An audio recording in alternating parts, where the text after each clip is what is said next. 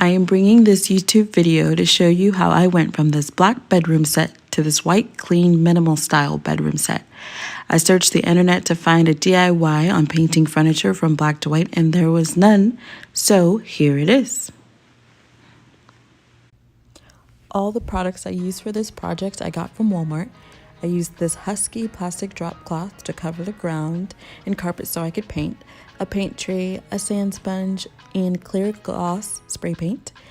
Good brand paintbrushes, and these brushes were so good and worked really well for how affordable they were.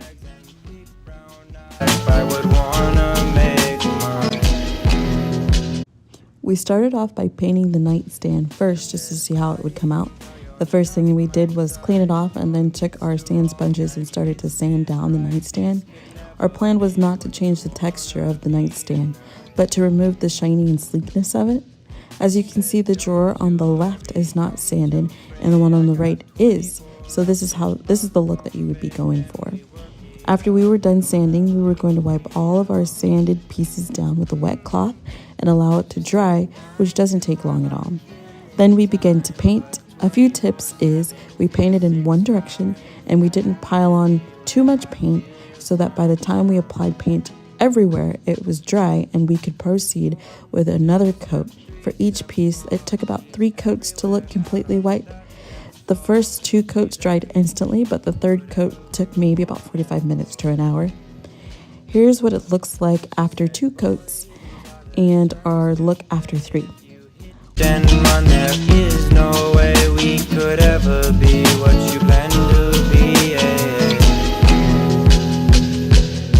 Said girl, I said. Pause here for a second. As you can see on the left side, there is a grainy look from someone who got a little too paint happy and applied too much paint to one coat, and this all got smoothed out when we applied the glossy spray paint. And this is what the third coat looked like. Nice and shiny, and I didn't show the part where we sprayed with the gloss spray paint, but after our third coat dried, we sprayed everything with gloss spray. Total, we probably used about 5 to 6 cans for the entire set. Tips I'll give for spraying is to spray with the pieces laying flat so that the spray paint will not run and it'll allow it to dry.